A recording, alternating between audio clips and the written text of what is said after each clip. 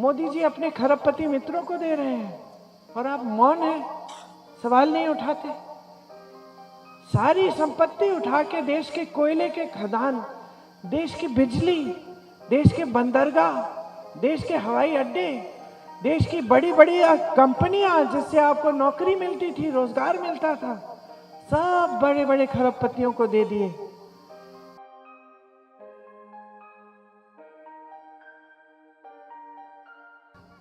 रात को जा रहे हो आवारा पशु से अपने खेतों की रक्षा करने, कोई सुनवाई नहीं है। आप कर्ज उठाते हो, कर्ज चुका नहीं पाते, तमाम किसान आत्महत्या करते हैं, कोई सुनवाई नहीं है। एक पैसा आपका कर्ज माफ नहीं होता। और बड़े बड़े खरबपति, अरबों रुपए हैं इनके, हजारों करोड़ रुपए, और इनके कर्ज माफ हो रहे हैं। 16 लाख करोड़ रुपए बड़े बड़े खरबपतियों के माफ कर दिए, किसानों का नहीं किया।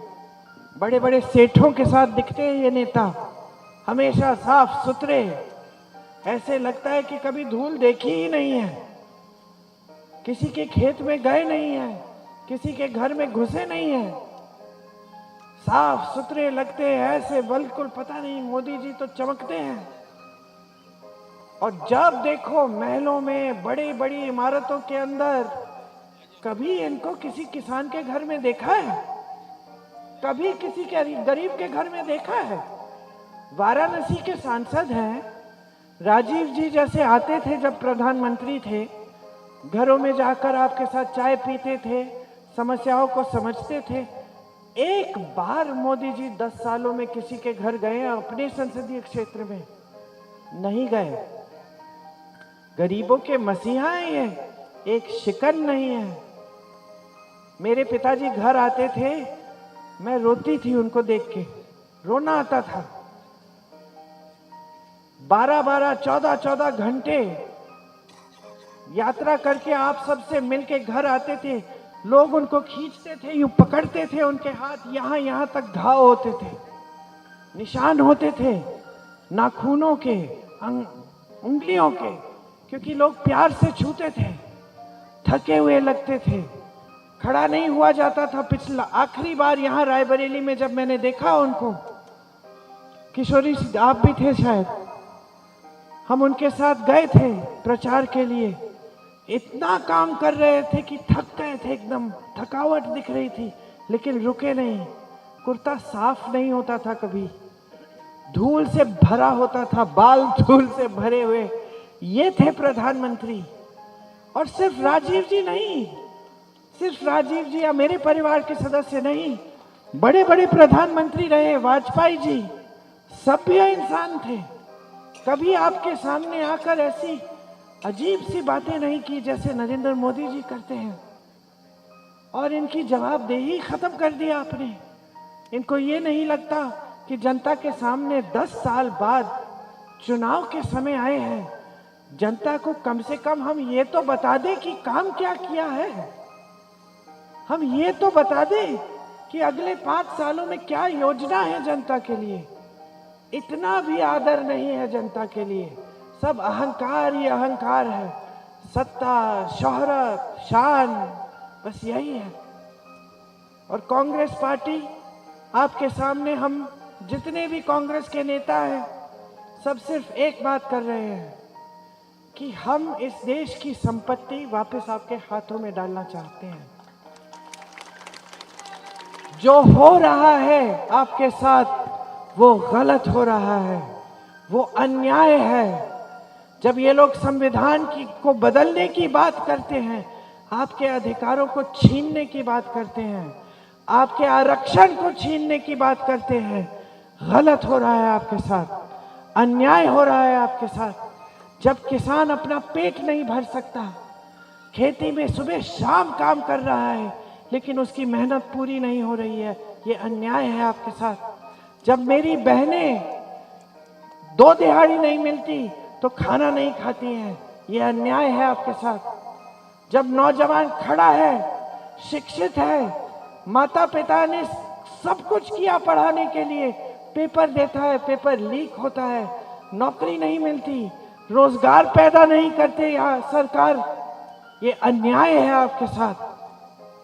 तो हमने इस अन्याय को दुरुस्त करने के लिए, आपको न्याय दिलवाने के लिए एक न्याय पत्र की घोषणा की है। क्या है वो न्याय पत्र? सुन लीजिए ध्यान से मेरी बहनें। गरीब परिवारों की सबसे बड़ी महिला के खाते में हर महीने 8,500 रुपए सरकार देगी। 1 साल में 1 लाख रुपए मिलेंगे हर गरीब परिवार की महिला को, बड़ी महिला को 1 साल में 1 लाख रुपए। अब आप कहोगे कि अच्छा, आप भी घोषणाएं करती हैं, चली जाती हैं, हमें क्या मालूम। तो मेरा जवाब ये है, इसका प्रमाण कांग्रेस की प्रदेश सरकारें हैं।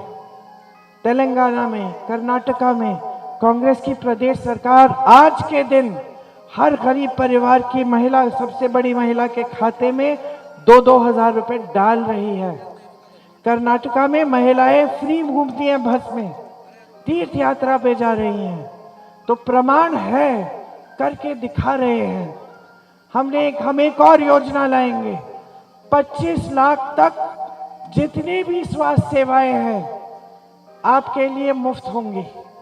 मतलब 25 लाख रुपए तक जितना भी इलाज कराना है कराओ, सरकार पैसा देगी, क्योंकि आपका पैसा है, आपकी संपत्ति है, सरकार देगी।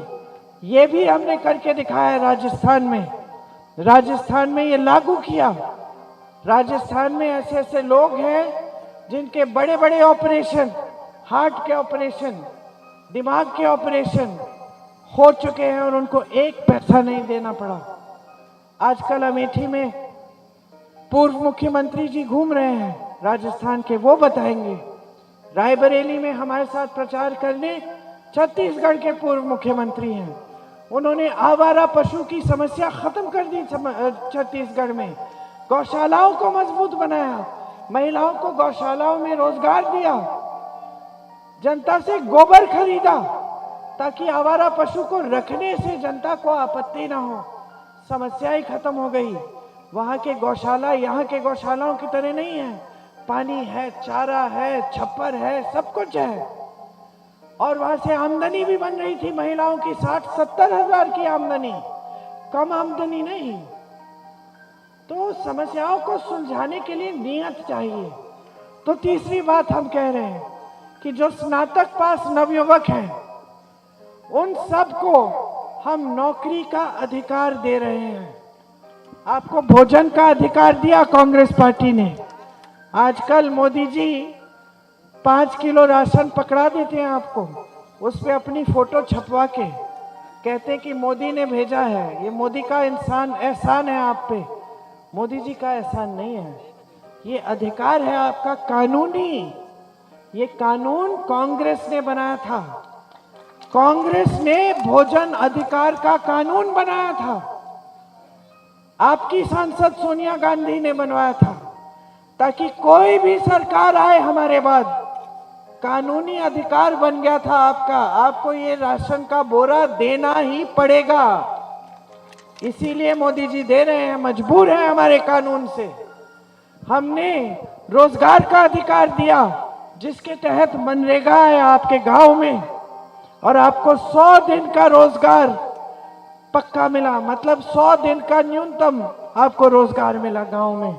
मनरेगा से सुविधा हुई कि नहीं हुई? हुई ना। आपको मालूम है कि जब मोदी जी आए थे, पहली बार प्रधानमंत्री बने, उसको बंद करना चाह रहे थे। मजबूरी से उसे खुला रखा, उसे कायम रखा। मनरेगा जैसे हम शहरों में आपको रोजगार का अधिकार देना चाहते हैं। तो जैसे गांव में मनरेगा है, शहरी मनरेगा बनेगा।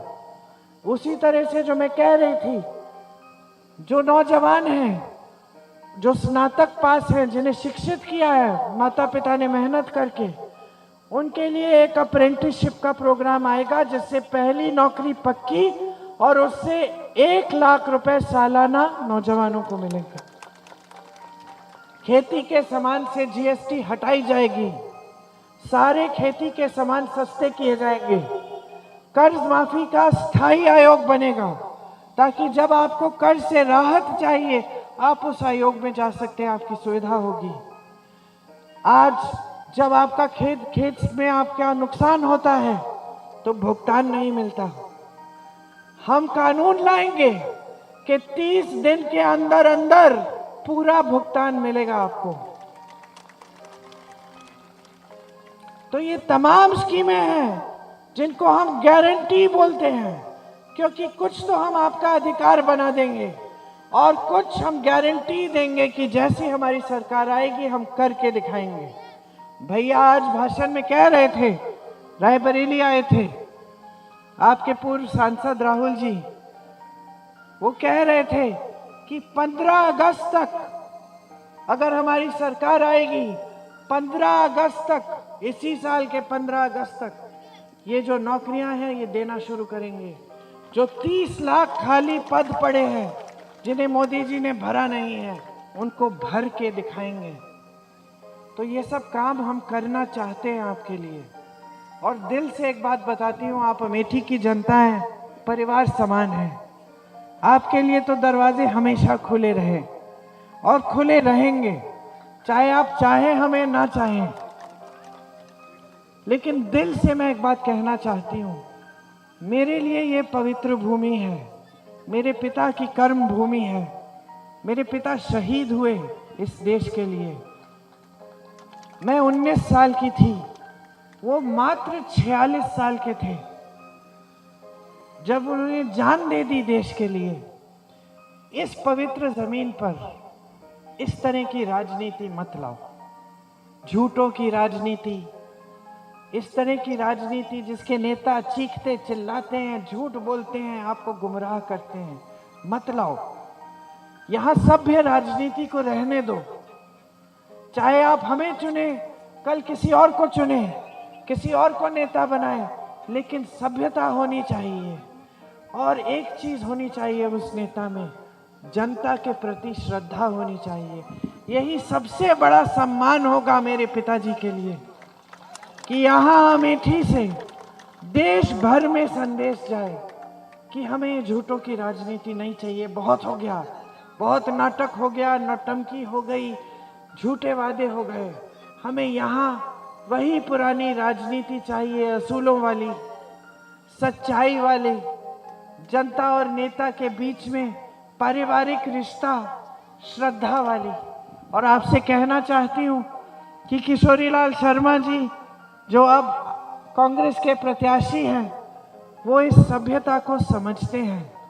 उन्होंने 40 सालों के लिए आपकी हर समस्या की सुनवाई की।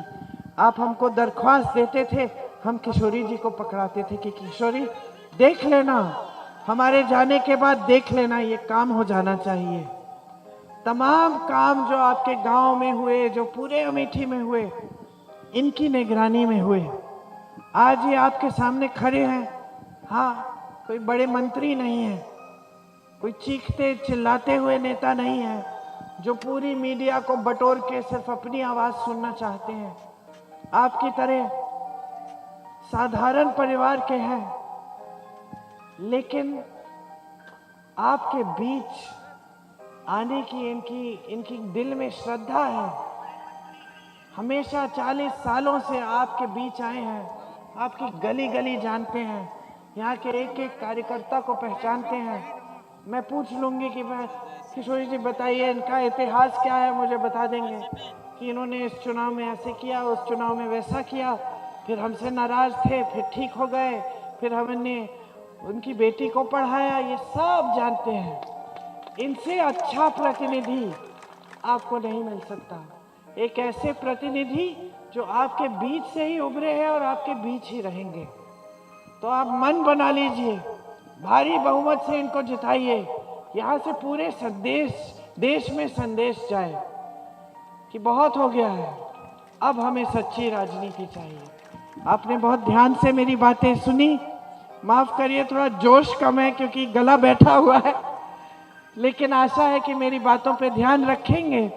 और 20 तारीख को चुनाव के दिन जब आप वोट डालने जाएंगे तो पहले नंबर पर किशोरी जी का बटन दबाएं। देखिए पर्चा निकलता है, पर्चे पे भी पंजा होना चाहिए, और जो आवाज आती है बटन दबाने पर वो आवाज जरूर सुनाई देनी चाहिए।